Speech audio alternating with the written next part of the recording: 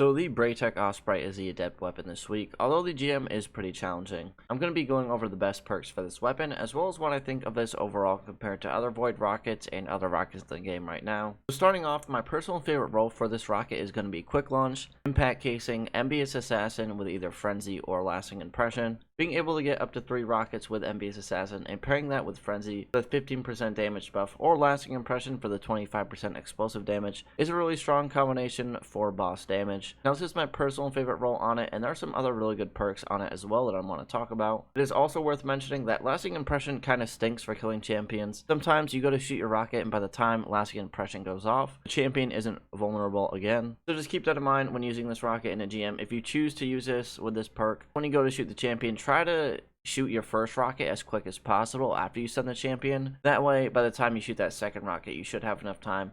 But you might not. Just be careful when you are using Lasting Impression. You don't want to waste a rocket. And other perks worth talking about in the first slot other than Envious Assassin, we have Cluster Bomb, which personally I'm not a huge fan of, but a lot of people have been looking for that on this rocket. Auto-loading holster as well as field prep, which is good for if you want to manually reload this rocket. And in the second perk slot other than Frenzy and Lasting Impression, we have Golden Tricorn as well as Chain Reaction. So if you want a bunch of explosions for champs and ad clear, you could pair Cluster Bomb with Chain Reaction. Really like Cluster Bomb, that's up to you. The other perks on this weapon, I don't see myself using truthfully, so I'm not even going to talk about them. But overall, this is a really solid rocket with good perk combinations. I wish they gave it a new perk to compete with other options like Bait and Switch and Explosive Light that make other rockets so good. I don't see myself using this rocket over something like Cold Comfort just because of how good that rocket is paired with its origin trait and Bait and Switch. But when there are activities that have Void Search and I want to run a rocket, I could definitely see myself using this. But once again, if I was doing a raid or a dungeon and we were using rockets for DPS, I would just use a Cold Comfort with Envious and Bait and Switch and just call it a day. That doesn't mean this is a bad rocket by any means. If you don't own Ghost of the Deep Dungeon, I think this is the only other rocket in the game that can have Envious Assassin, which I love on rockets for DPS phases. Obviously in something like a Grandmaster Nightfall or